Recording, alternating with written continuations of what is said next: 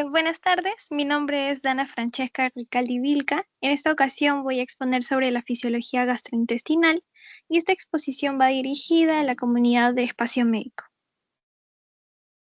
Bien, en nuestro índice vamos a tocar puntos importantes como el concepto y la anatomía de la deglución. También vamos a hablar sobre los tiempos de la deglución, en los cuales vamos a profundizar sobre la fisiología de la deglución. Como tercer punto tenemos a los mecanismos de protección de las vías respiratorias inferiores.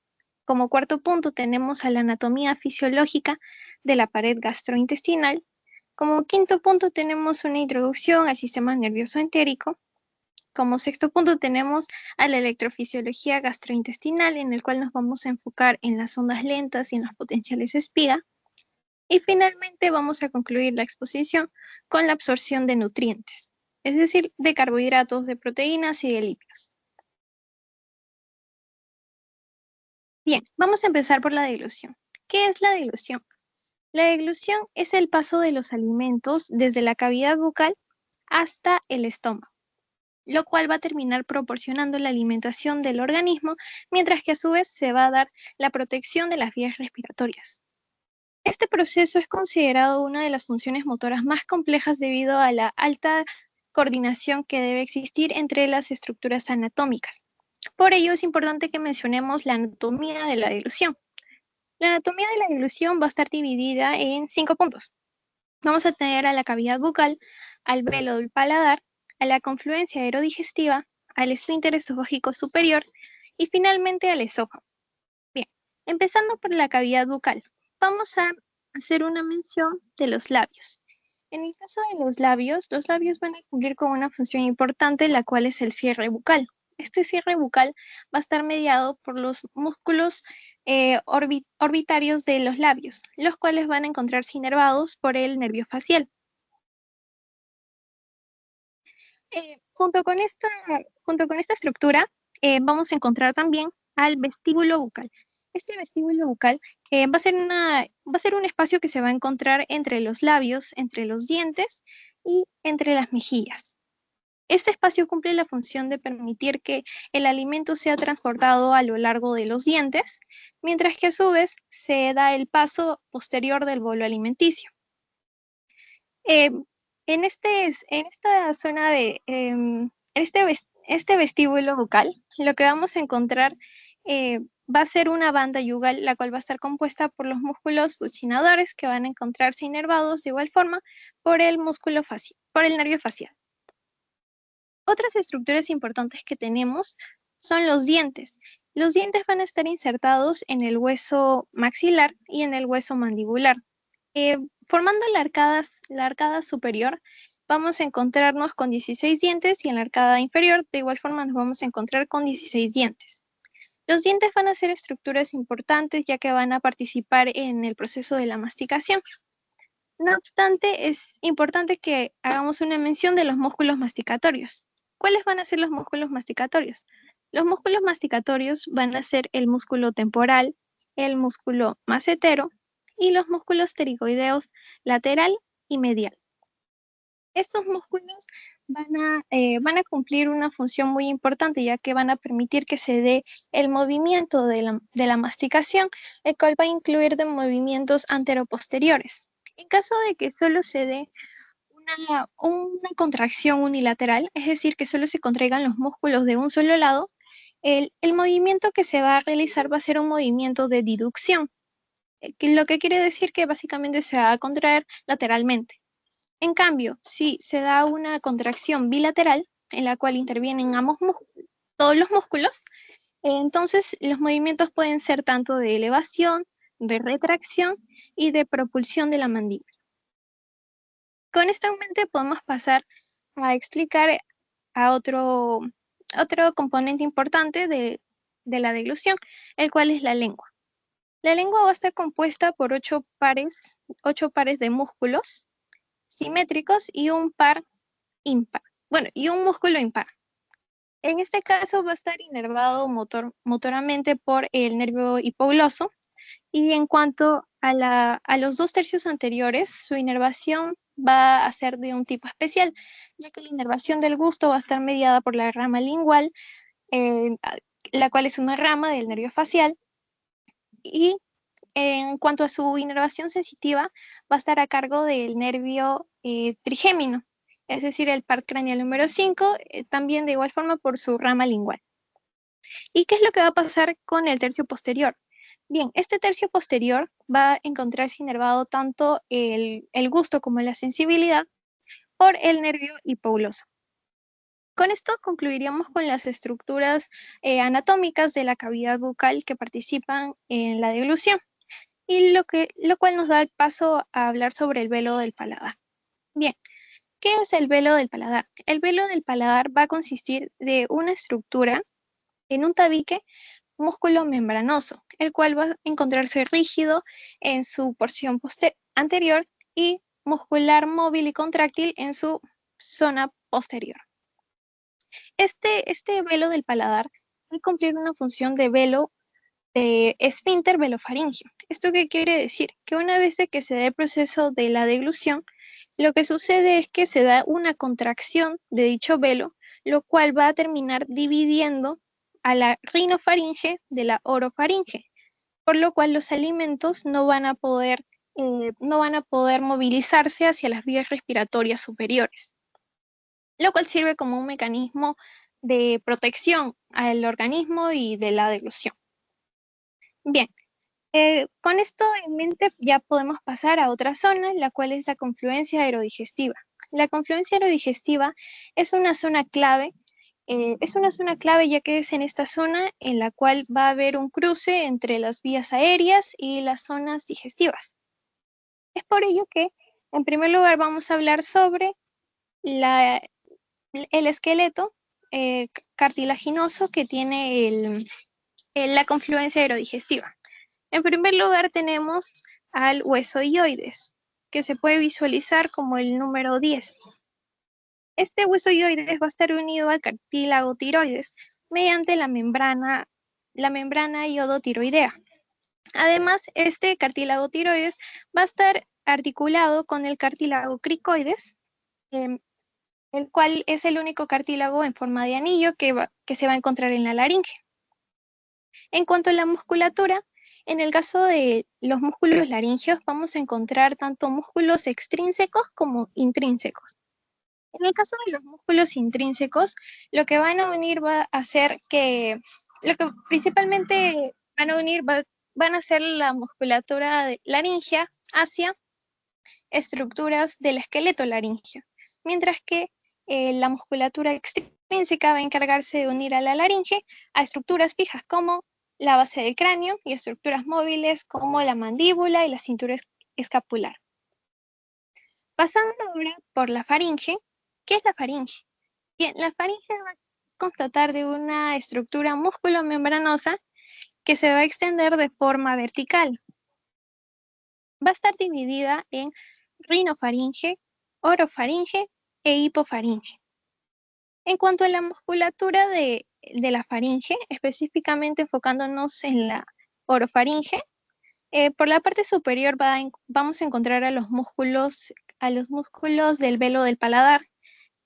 En la parte anterior vamos a encontrar a los músculos de la lengua, y en la parte posterior y lateral vamos a encontrar a los músculos constrictores de la faringe medial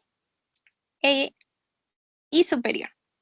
Como en este caso podemos ver en el número 1, se puede visualizar el músculo constrictor de la faringe medial. Luego, en el caso de la hipofaringe, ¿cuál va a ser la musculatura que vamos a encontrar? Vamos a encontrar a los músculos constrictores medio y también inferior, como se puede visualizar en el número 3, el cual va a ser el músculo constrictor de la faringe inferior. Además de ello, también vamos a encontrar a otro músculo importante, el cual es el músculo cricofaringio. Este músculo cricofaringio es considerado como una parte del músculo constrictor de la faringe inferior, y prácticamente también en conjunto van a formar parte de otra estructura anatómica en la cual vamos a hablar a profundidad en estos momentos. Como ya entendimos y ya comprendimos la musculatura de la faringe, ahora podemos pasar a otra estructura importante, la cual es el esfínter esofágico esfínter esofágico superior. El esfínter esofágico superior va a constar de 3 músculos principales. En primer lugar tenemos al músculo constrictor de la faringe inferior, y también vamos a contar con el músculo cricofaringeo, el cual ya se mencionó. Y adicionalmente a estos dos músculos vamos a encontrarnos con la musculatura del esófago. Estos en conjunto van a servir como una delimitación entre la faringe y el esófago. Para continuar con la estructura anatómica, vamos a dibujar al esófago. Bien, el esófago va a constar de 2 tipos de fibras musculares. Va a tener tanto fibras estriadas como fibras lisas. En el caso de las fibras lisas, estas van a ser las encargadas de que se realice el peristaltismo junto con trabajo de las fibras estriadas. Además, el esófago va a ser un tubo que va a constar de 25 centímetros y va a terminar con una estructura anatómica también muy importante, la cual es el esfínter esofágico inferior.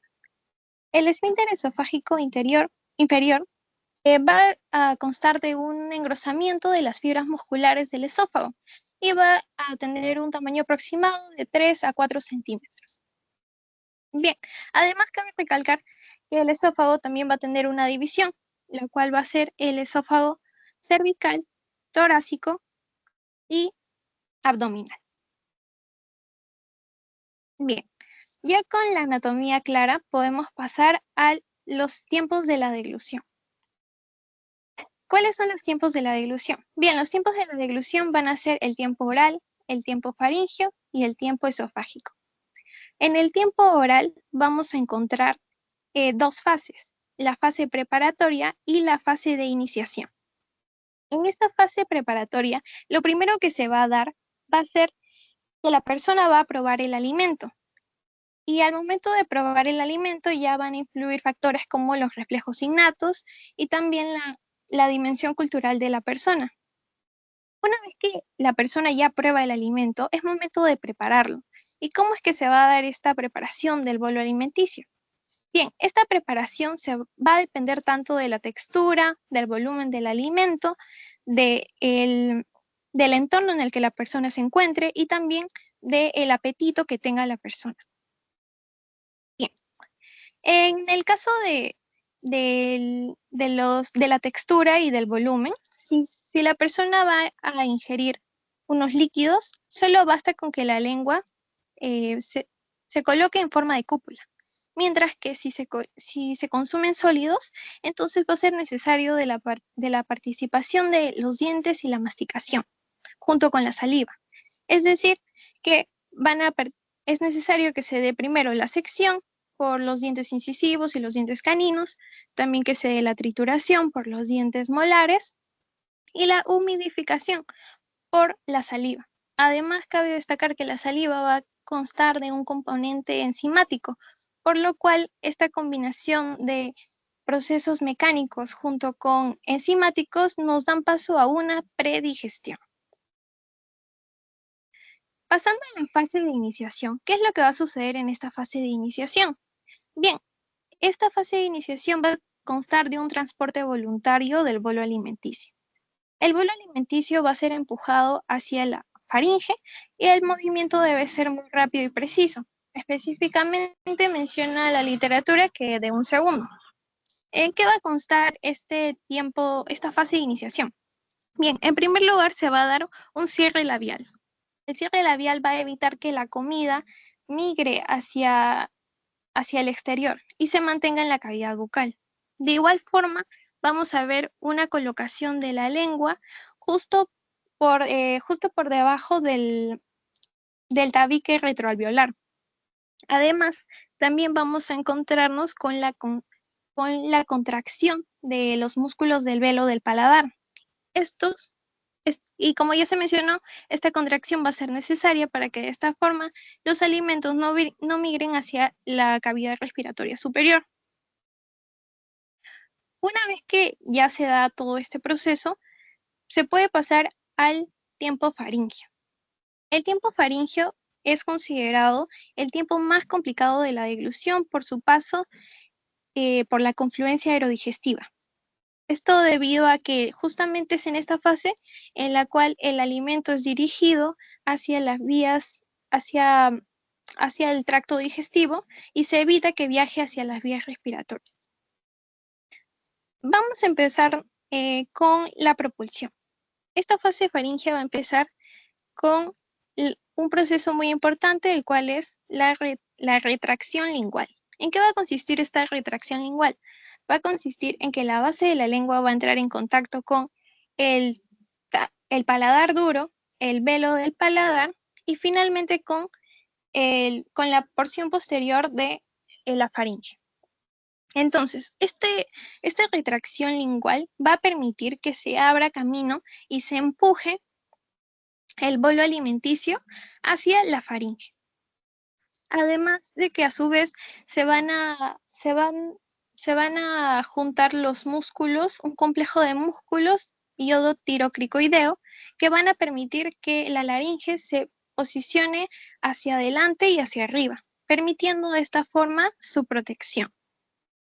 ¿Y cómo es que se va a dar esta protección mediante el nuevo posicionamiento de la laringe? Bien, lo que sucede es que este posicionamiento genera que el cartílago epiglotis, la cual es una estructura muy importante, va a permitir, justo con este movimiento, se permite que el epiglotis tape y cubra las vías respiratorias, mientras que a su vez se da el paso del bolo alimenticio. Y esto se puede lograr también gracias a la apertura del esfínter esofágico superior. Van a haber 3 factores que van a participar en la apertura del esfínter esofágico superior.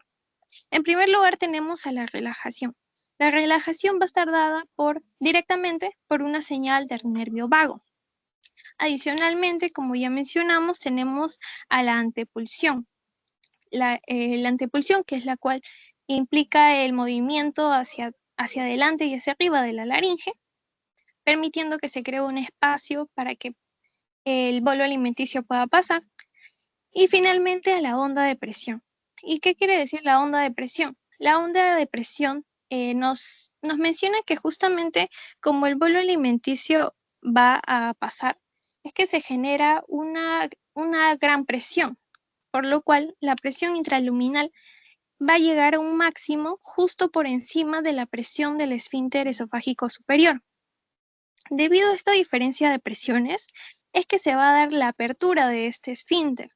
Y además, mientras que el bolo alimenticio va pasando, si bien la presión intraluminal, que en un principio era muy alta, va a ir disminuyendo, siempre llega a ser mayor que la del esfínter esofágico superior, lo cual permite el flujo a través de este y que se dé de forma constante sin que se cierre de forma momentánea y se genere algún tipo de obstrucción. Bien.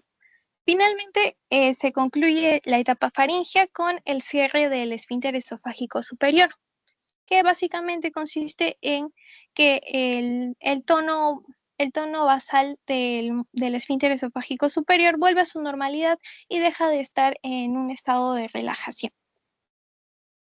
Adicionalmente a esto, es importante mencionar la participación que tienen los músculos inspiratorios.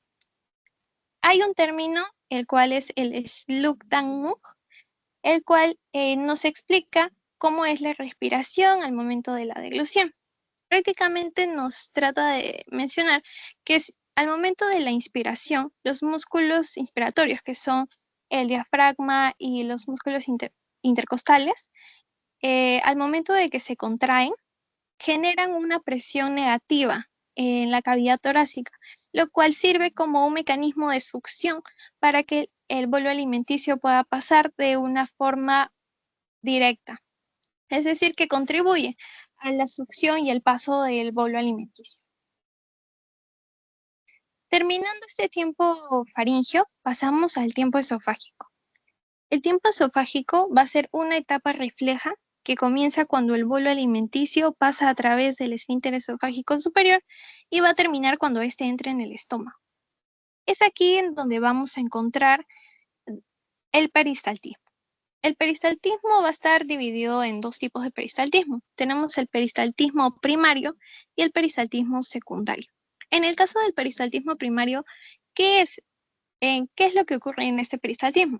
Bien, va a consistir de una onda de contracción organizada que va a tener como función empujar el bolo alimenticio. ¿Y cómo es que se va a dar esta onda de contracción? Bien, esta onda de contracción se va a generar justamente por la distensión existente a causa del bolo alimenticio. Esta distensión va a ser captada por mecanorreceptores que van a enviar las señales al centro del glutorio, del tronco encefálico, específicamente en el núcleo del tracto solitario y en el núcleo ambiguo. Estos van a enviar las señales que van a emitir la contracción. Estos van a regular la contracción de las fibras musculares, las cuales van a terminar generando al peristaltismo. En el caso del peristaltismo secundario, vamos a tenerlo como un mecanismo de reserva. ¿Y esto qué quiere decir? Que se va a activar en casos de atascamiento del bolo o de residuos en el esófago. Prácticamente en casos de que haya quede algún tipo de residuo del bolo alimenticio en el esófago, esta pequeña distensión va a ser captada por el plexo mientérico, el cual forma parte del sistema nervioso entérico, y va a encargarse de un reflejo local, el cual va a ser el peristaltismo secundario. Es decir, en el caso del peristaltismo secundario no va a haber la necesidad de que ocurra un proceso tan profundo como en el caso del peristaltismo primario. Y justamente es por eso que el peristaltismo secundario es más lento y no llega a ser tan coordinado como el peristaltismo primario. Sin embargo, sigue cumpliendo con la función en la cual es evitar que quede algún tipo de residuo en esta cavidad. Bien, ahora vamos a hablar sobre los mecanismos de protección de las vías respiratorias inferiores. Empezando por los mecanismos inscritos en el esquema de la deglución normal, vamos a empezar con la inhibición ventilatoria. La inhibición ventilatoria va a ser efectuada por los músculos respiratorios y se va a tratar de un mecanismo de sincronización entre la ventilación y la deglución. ¿Y qué es la inhibición ventilatoria? Bien, este mecanismo, también conocido como apnea deglutoria, se trata de la breve pausa que se da en la respiración por el cierre del tracto respiratorio para que se dé el paso del bolo alimenticio y se evite que de esta forma llegue a viajar por dicha cavidad. Por otro lado, tenemos al retroceso lingual. El retroceso lingual va a ser efectuado prácticamente por los músculos linguales, ya que como se mencionó anteriormente, va a tratarse de un proceso el cual va a generar una onda muy similar a la del peristaltismo y que cumple con una función de protección al momento de generar también la contracción del velo del paladar. En el caso de la elevación y antepulsión laringea, junto con la basculación de la glotis, tenemos que estos dos mecanismos van a trabajar en conjunto, ya que la elevación y la antepulsión de la laringe lo que va a producir es que se dé un posicionamiento especial que permite la basculación de la epiglotis, que va a terminar por cubrir las vías laringeas y por ende va a terminar protegiendo al tracto respiratorio. Entonces, como ya tenemos claro los mecanismos inscritos en una dilución normal, ahora vamos a pasar a mencionar a los bucles reflejos que intervienen en casos de un evento anormal. ¿Qué es lo que sucede en un evento normal? Bien, vamos a tener, por ejemplo, el reflejo faringoglótico del cierre laríngeo. Este reflejo va a ser activado principalmente por la presencia de líquido en la faringe y va a estar efectuado por los músculos endolaringeos aductores. ¿Qué es lo que sucede en este reflejo? Bien, una vez de que es detectado líquido en la faringe, el organismo lo detecta como un posible riesgo de que pueda viajar por las vías respiratorias, ya que esta cantidad de líquido tiene que ser inferior a la que desencadena la dilución, para que se asuma que es un residuo. Una vez de que es detectado este residuo de líquido, entonces es donde se va a dar un cierre glótico, el cual va a permitir que de esta forma ya ningún tipo de residuo líquido pueda viajar a través de las vías respiratorias. En el caso del reflejo del cierre de las cuerdas vocales o de la aducción laringea, va a ser muy similar. Va a darse por una estimulación laringea, ya que si se detecta que en la laringe hay algún tipo de residuo líquido, entonces se da el cierre de las cuerdas vocales y una aducción laringea. Cabe destacar que este reflejo se va a inhibir durante 3 segundos después de una dilución. Esto debido a que se asume que después de 3 segundos el bolo alimenticio ya pasó de forma segura y lo que queda son los residuos. Ahora finalmente vamos a terminar con el reflejo del carraspeo y de la tos. Este reflejo también se va a dar por una estimulación laringea, traqueal y bronquial. Los músculos efectores van a ser los músculos abdominales y torácicos expiratorios junto con los músculos endolaringeos aductores. ¿Y en qué consiste este mecanismo? Bien, empezando por el carraspeo, va a ser el primer mecanismo que busca el cuerpo al momento de sentir algún tipo de residuo en las zonas ya mencionadas. ¿Y cuál es la diferencia entre el carraspeo y la tos? Bien, en el caso del carraspeo va a ser más específico en residuos que se encuentran en las zonas supraglóticas, mientras que la tos llega a ser mucho más potente, ya que para el reflejo de la tos se va a dar un cierre con la epiglotis de la vía respiratoria junto con la expulsión de aire a una alta presión que busca barrer cualquier residuo que pueda quedar en el tracto respiratorio. Con esto en mente, podemos pasar a nuestro siguiente tema, el cual es la anatomía fisiológica de la pared gastrointestinal. Bien, vamos a hablar sobre las capas que vamos a encontrar en la pared gastrointestinal. En primer lugar tenemos a la capa de la mucosa. La mucosa va a estar encargada de la producción de moco, va a cumplir como una función de barrera y va a ser la capa más cercana, más íntima al lumen. Dentro de esta capa mucosa vamos a encontrar a otra capa muy delgada, la cual va a ser la muscular de la mucosa. En la muscular de la mucosa vamos a encontrar unas fibras delgadas de músculo y debajo de ellas vamos a encontrarnos a la submucosa.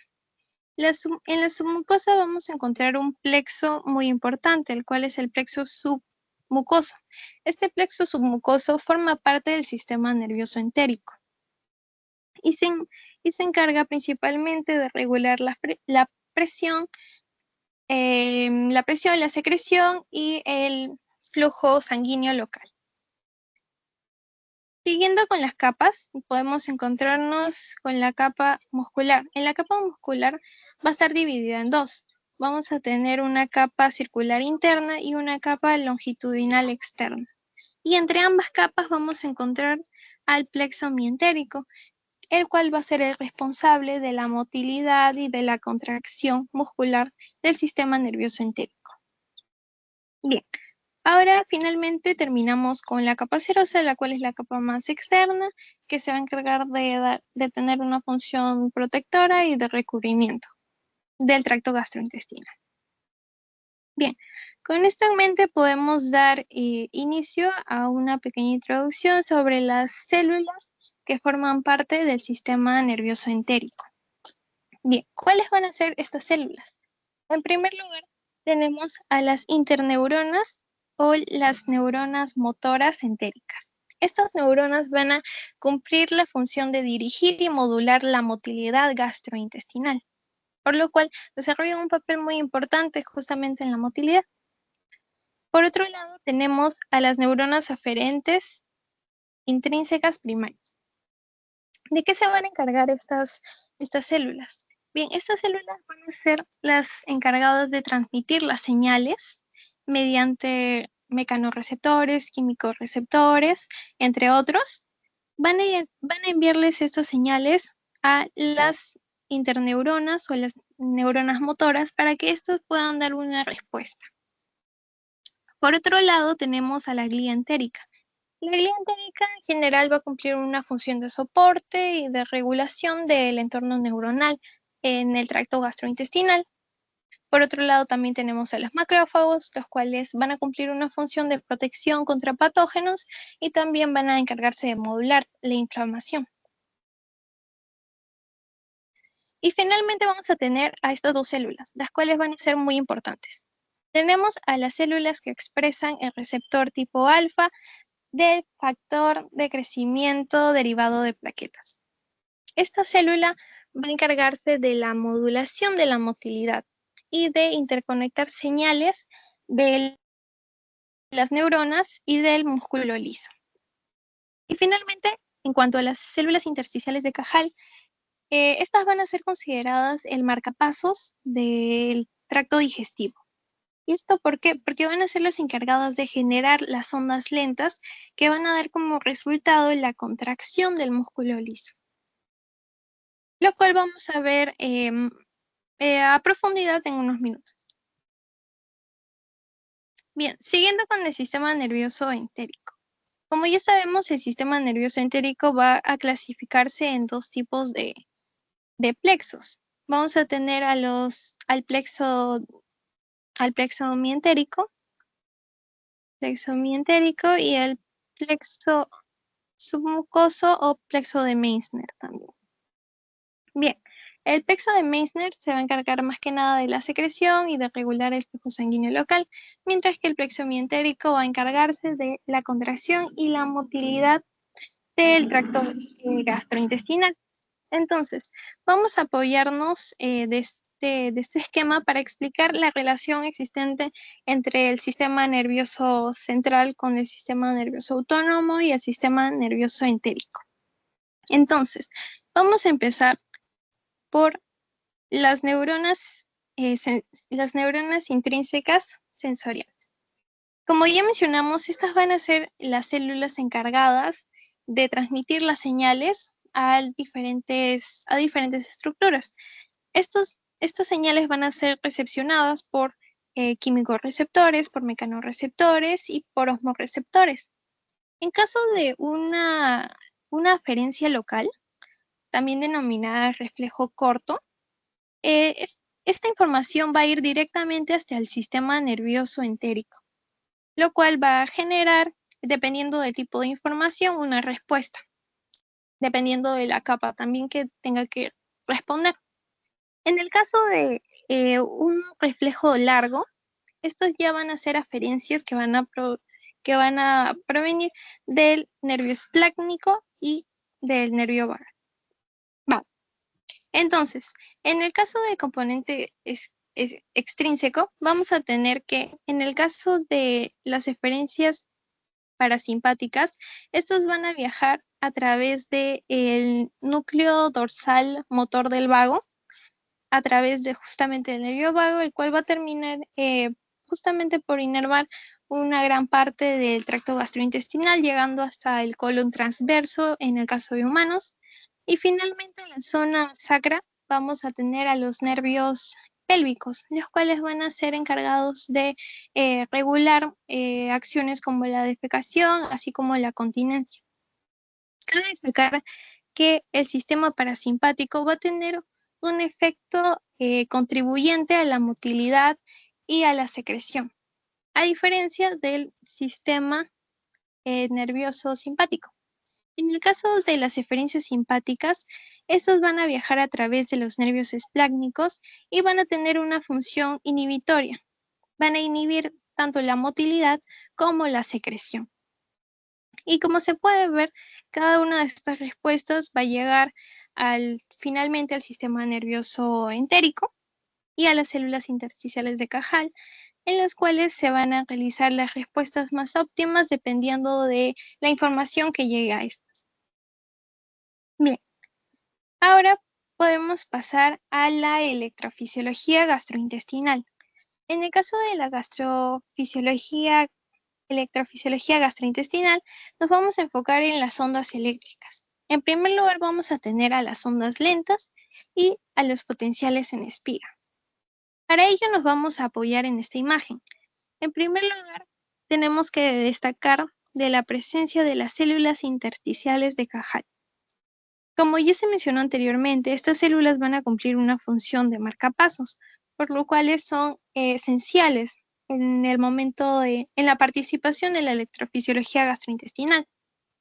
Por otro lado, también podemos ver una neurona entérica del plexo mientérico, la cual va a tener una pequeña distensión que es donde va a encargarse de liberar diversos tipos de neurotransmisores, los cuales pueden tener efectos tanto excitatorios como inhibitorios. Y por otro lado, también tenemos a una célula muscular lisa. Entonces, ¿cómo es que se va a dar cómo es que se van a dar estas ondas eléctricas? Bien, en primer lugar vamos a tener a la generación espontánea de las ondas lentas. Como se sabe, las células intersticiales de caja lacera o marcapasos tienen la capacidad de poder generar de forma espontánea dichas ondas lentas. Estas ondas lentas, a través de uniones de tipo gap, van a ser, van a ser conducidas hacia el músculo liso. Una vez que llegan hacia el músculo liso, es donde va a ocurrir una despolarización que va a terminar abriendo canales de calcio, lo cual permite que el músculo liso termine por contraerse. Sin embargo, es importante mencionar que las ondas lentas de por sí solas no son las responsables de generar el potencial de acción en el músculo liso, ya que es importante que exista la participación de los potenciales en espiga. Usualmente, cuando una célula muscular lisa tiene un potencial de membrana normal en reposo, cuando las ondas lentas llegan a ser superiores a 40 milivoltios, a menos 40 milivoltios, es donde se van a activar estas ondas de espiga.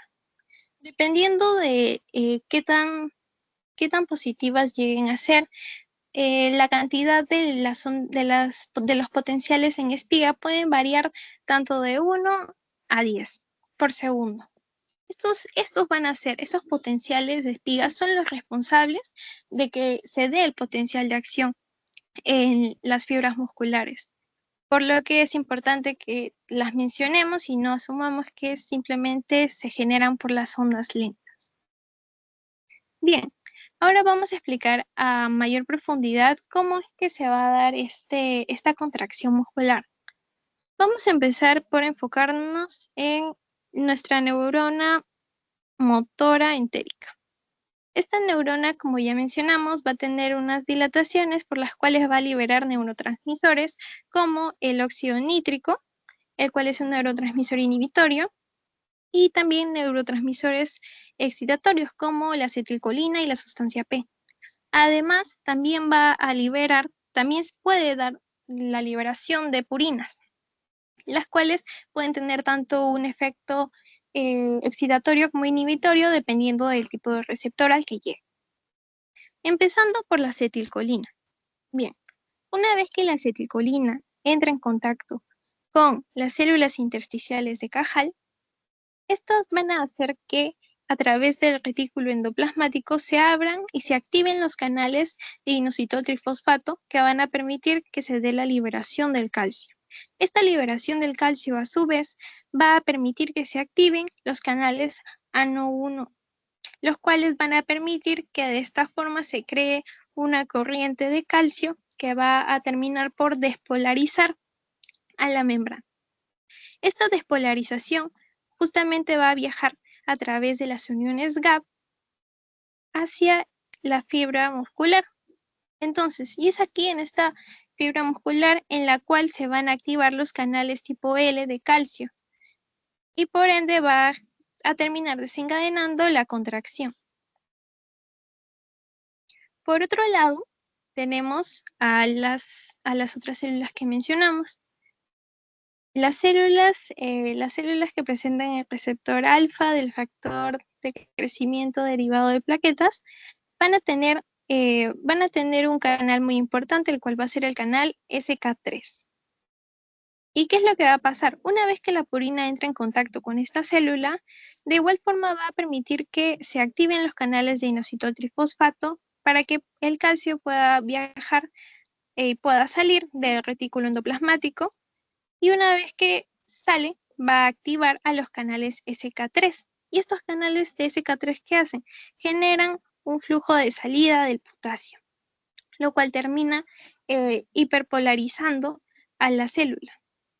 Y esta hiperpolarización va a viajar a través de las uniones GAP hacia la fibra muscular, por lo cual tiene el efecto de cerrar los canales eh, de tipo L, eh, inhibiendo de esta forma la contracción muscular.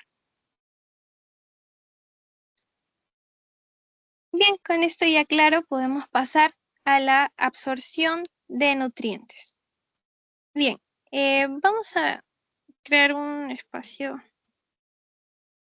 libre para que se pueda explicar de mejor forma. En cuanto a la absorción de los carbohidratos, es importante mencionar que no se pueden absorber netamente como carbohidratos, sino que deben de ser digeridos y convertidos en monosacáridos. Una vez de que ya son convertidos en monosacáridos, es que se puede dar la absorción en los enterocitos. Bien, en la absorción de los carbohidratos va a haber la participación de una familia muy importante, la cual es la familia de proteínas transportadoras de solutos, los SLC. En la absorción de los carbohidratos, las dos familias principales son el SLC5 y el SLC2. En el caso del el SLC5, también llamado SGLT, eh, este canal va a necesitar de un cotransporte que va a utilizar a la gradiente de concentración de sodio. Por ejemplo, acá vamos a poner al SGLT1, que termina siendo en SLC5A1.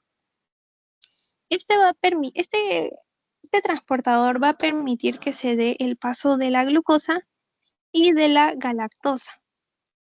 Sin embargo, a su vez, para que se dé este transporte necesita que también se dé el ingreso de dos moléculas de sodio. ¿Y por qué justamente de sodio? Ya que este canal va a aprovechar de la bomba de sodio-potasio ATPasa, la cual va a generar justamente la salida de las moléculas de sodio, permitiendo que de esta forma se pueda aprovechar. En cuanto a la familia de los SLC2 o los GLUT, por ejemplo, podemos mencionar al GLUT5 y al GLUT2. En cuanto al GLUT5, esta proteína va a servir como transportador de la fructosa. Sin embargo, en el caso de la familia de los GLUT, no es necesario que se necesite aprovecharse de algún tipo de gradiente de concentración, simplemente sirven como canales para que se pueda dar una difusión facilitada. Por ende, la fructosa entra directamente. Y a su vez, en el caso de GLUT2, va a permitir la salida tanto de la glucosa, de la galactosa y de la fructosa hacia el torrente linfático, que va a terminar en el torrente sanguíneo. Bien, en esta imagen, por ejemplo, también podemos explicar los dos tipos de familias y las diferencias existentes, que son principalmente que en la familia de los SLC2 o de los GLUT, mejor dicho, simplemente van a necesitar de un transporte directo, a diferencia de la familia de los SLC5, los cuales sí requieren aprovecharse de una gradiente de concentración. Ahora podemos pasar a la absorción de proteínas. En la absorción de proteínas va a haber la participación de familias muy importantes, y una diversidad de estas. Cabe destacar que las proteínas, para que puedan ser absorbidas, primero tienen que degradarse en aminoácidos y también en péptidos. En el caso de los aminoácidos, vamos a encontrar la participación de las familias 1, 3, 6, 7, 38 y 43. En el caso de la familia tipo 1, prácticamente se van a encargar de transportar aminoácidos de alta afinidad, como por ejemplo el glutamato. En el caso del LC1 y también de la familia 38, en conjunto, de igual forma también pueden permitir que se dé el transporte y la absorción de aminoácidos neutros, como por ejemplo la alanina y la serina.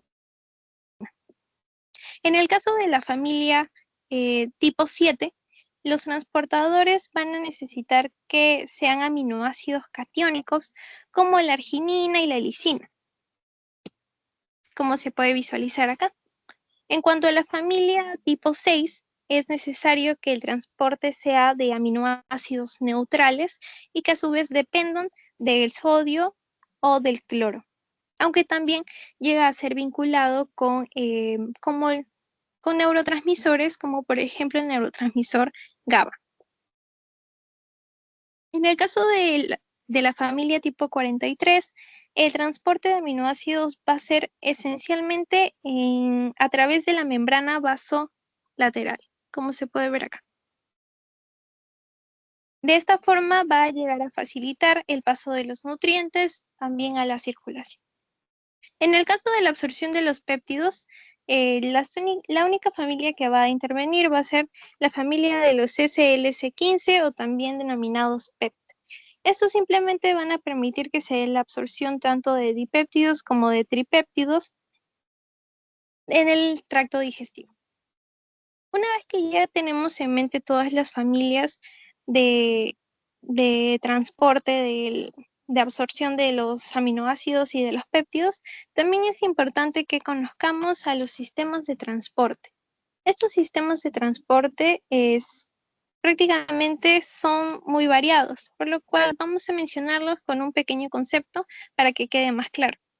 En el caso del sistema A, este va a encargarse de cotransportar una molécula de sodio junto con un aminoácido pequeño y polar, como por ejemplo la alanina, la serina o la glicina. En cuanto al sistema tipo N, también va a cotransportar una molécula de sodio, simplemente que la va a cotransportar con aminoácidos como la histina, la glicina, y a su vez va a intercambiar simultáneamente, es decir, va a existir un antiporte con un protón. En cuanto al sistema tipo L, este va a encargarse de transportar aminoácidos largos que sean hidrofóbicos, como por ejemplo el de la leucina. En cuanto al sistema ASC en mayúscula, va a encargarse de transportar una molécula de sodio junto con un aminoácido que puede ser la alanina, la serina o la cisteína. En cuanto al sistema de ASC, el, el sistema ASC en minúscula, esto se va a encargar de transportar justamente pequeños aminoácidos neutros. En cuanto al sistema XC, este sistema se va a encargar de intercambiar a la cisteína por glutamato, mientras que el sistema XAG va a ser el encargado de transportar una molécula de sodio junto con aminoácidos como el glutamato, en contra de su gradiente de concentración, mientras que a su vez se va a dar un antiporte de potasio. Finalmente, en los sistemas en el sistema Y y en el sistema YL, podemos identificar que se va a dar el transporte de aminoácidos catiónicos. En el sistema, específicamente en el sistema Y, podemos darnos cuenta de que va a haber un cotransporte de sodio junto con aminoácidos catiónicos y neutros, mientras que en el sistema YL simplemente van a transportarse aminoácidos catiónicos. En el caso del sistema BO, va a encargarse de transportar aminoácidos neutros y básicos, a diferencia del sistema BO, y finalmente va a encargarse de un cotransporte entre el sodio con aminoácidos neutros, como por ejemplo la leucina, la isoleucina y la valina. Con esto podemos dar por concluido los sistemas de transporte de aminoácidos y podemos pasar a la absorción de lípidos. En el caso de la absorción de lípidos, es importante mencionar que principalmente se van a encontrar como triglicéridos. Entonces, una vez de que los lípidos son consumidos por medio de la alimentación, es importante que exista una participación de las sales biliares. Las sales biliares, ¿cómo se puede ver acá? En el caso de, ¿qué es lo que van a hacer las sales biliares? Las sales biliares van a permitir que se dé la emulsificación de los lípidos. ¿Y esto qué quiere decir? Que justamente en la zona del duodeno van a permitir que se dé la formación de micelas.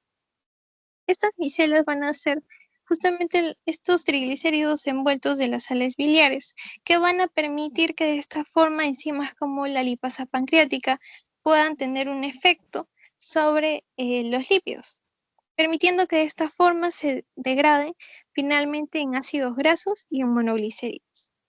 Estas moléculas pueden viajar tanto a través de la membrana celular por difusión o por proteínas o por canales especificados como el del FAT-P4 y el CD36. Una vez que estos ingresan, son unidos con otras proteínas, como en el caso de la CAP-P. Estas proteínas se van a encargar de unirse a los ácidos grasos para que de esta forma se evite que queden libres. Y en cuanto a los monoglicéridos, van a estar unidos a las proteínas RBP2, para que de esta forma no queden libres y evitar su acumulación.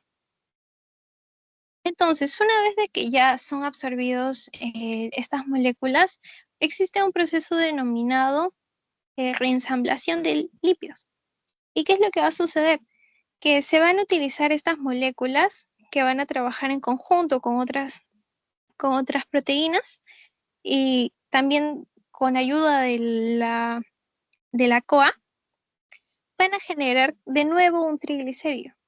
Y esto con el objetivo de que pueda convertirse en un kilomicrón, como se puede visualizar acá.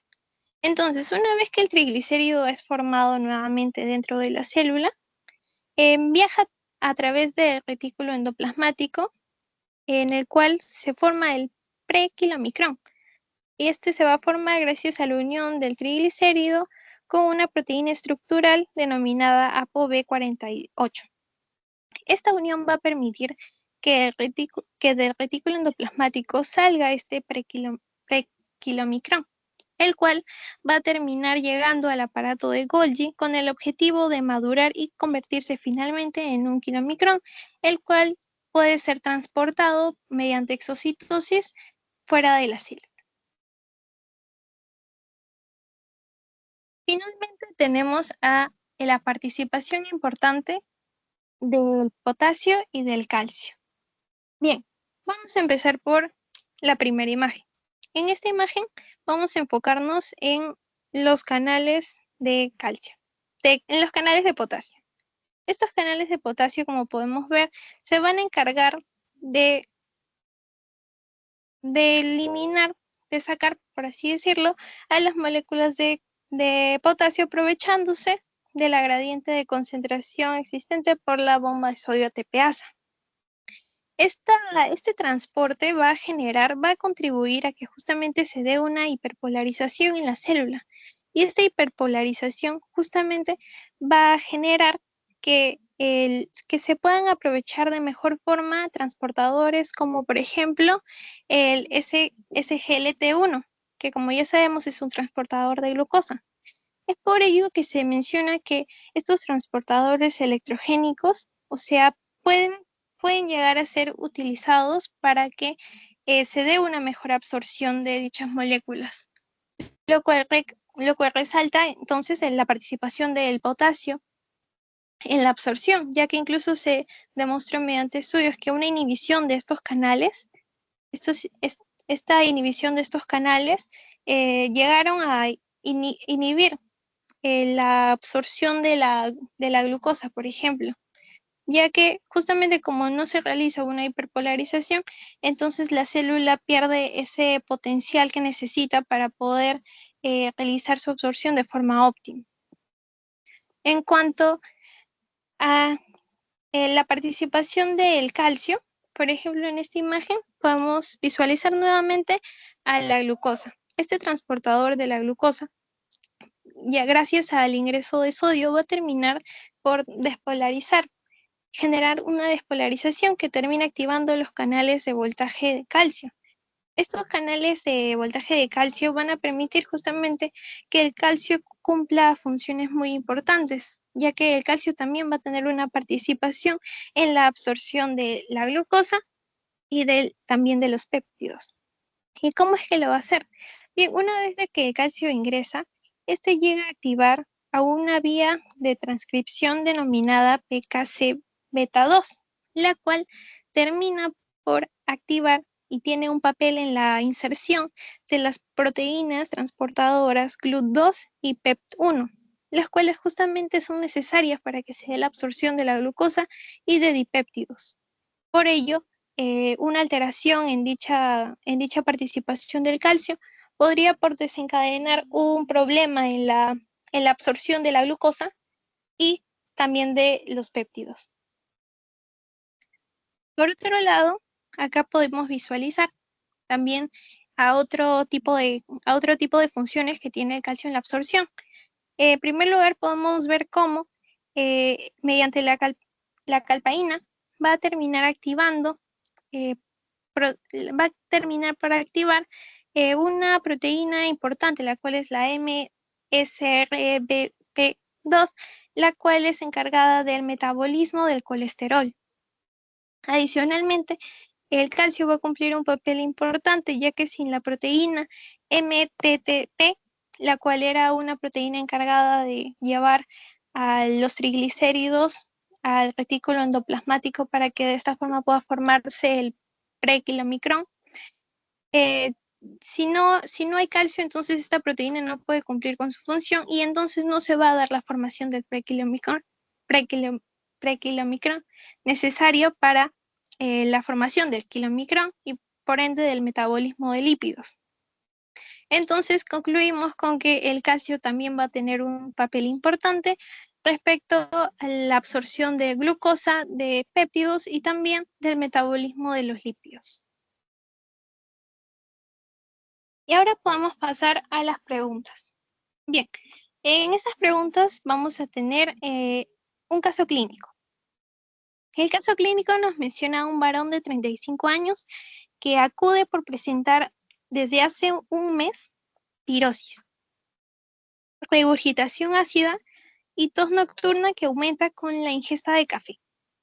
El paciente va a negar disfagia y pérdida de peso, ya que va a tener un índice de masa corporal de 35, lo cual indica que el paciente también sufre de obesidad.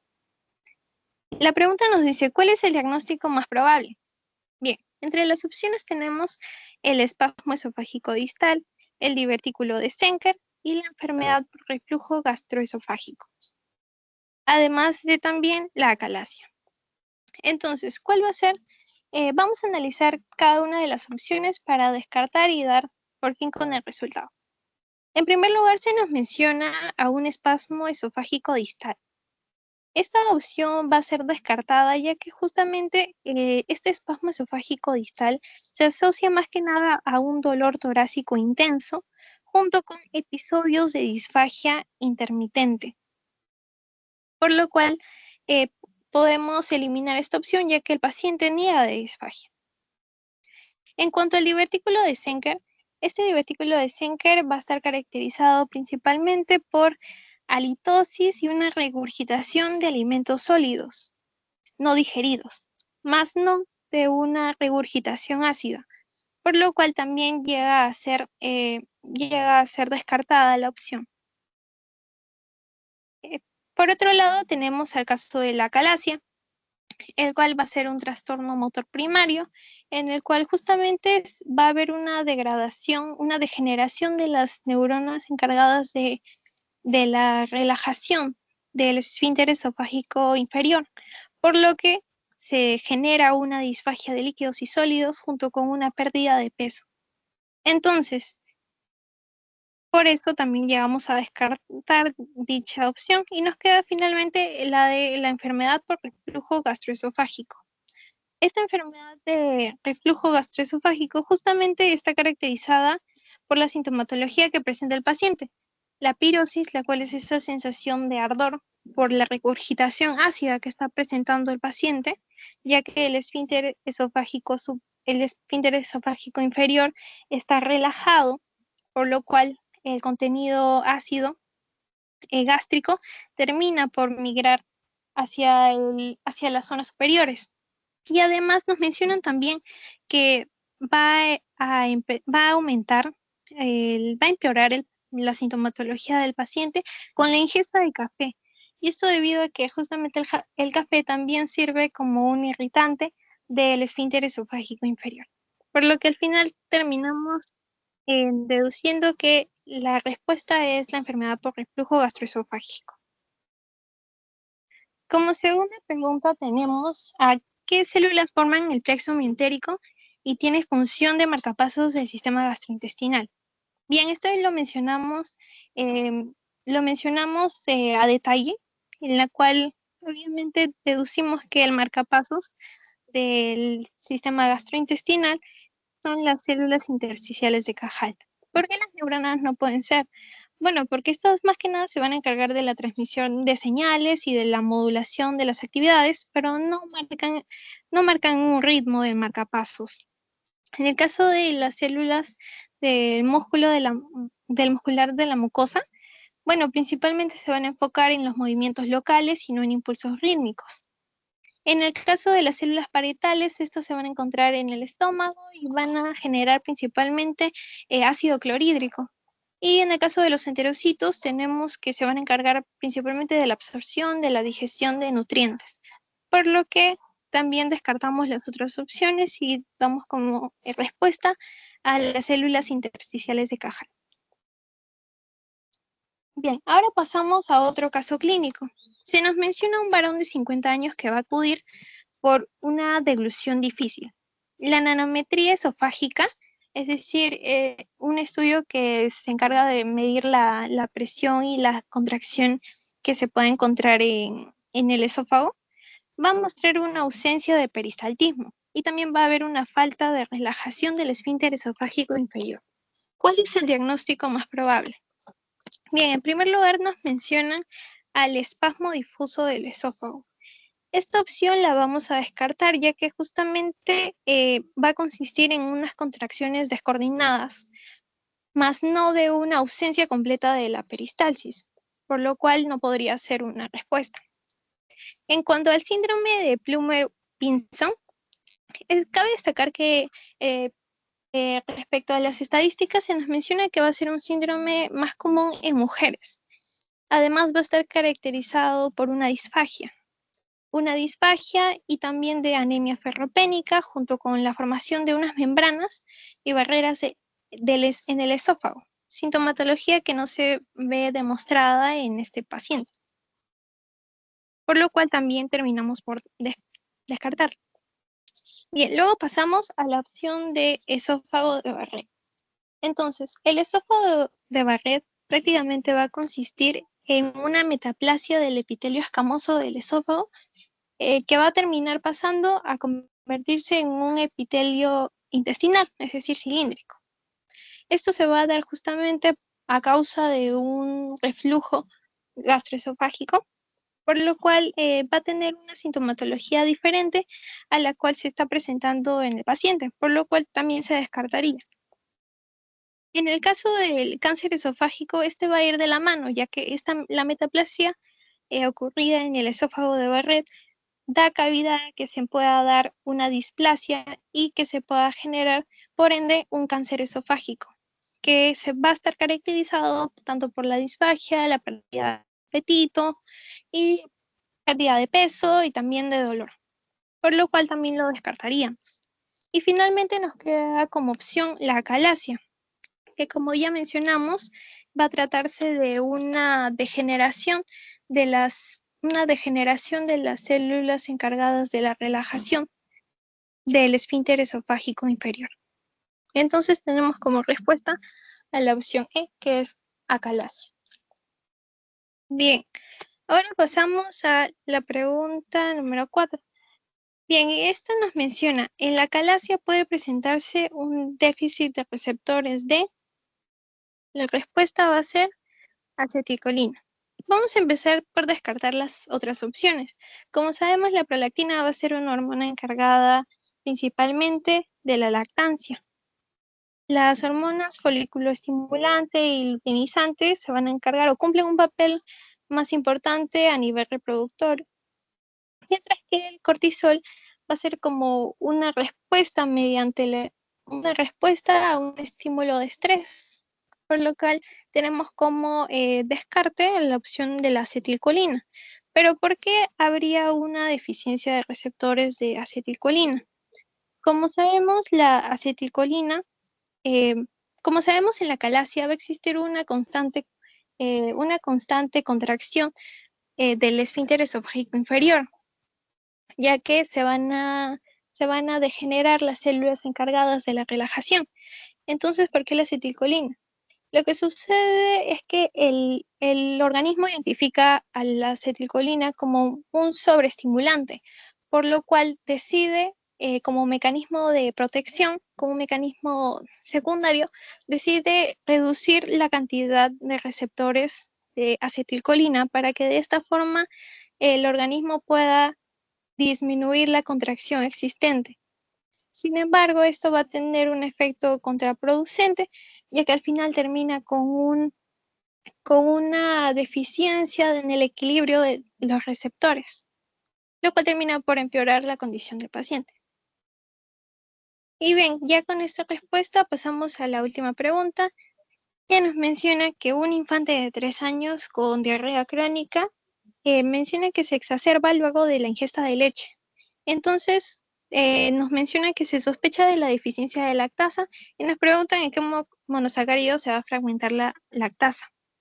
Bien, para esta pregunta es importante analizar los disacáridos y en qué se van a dividir.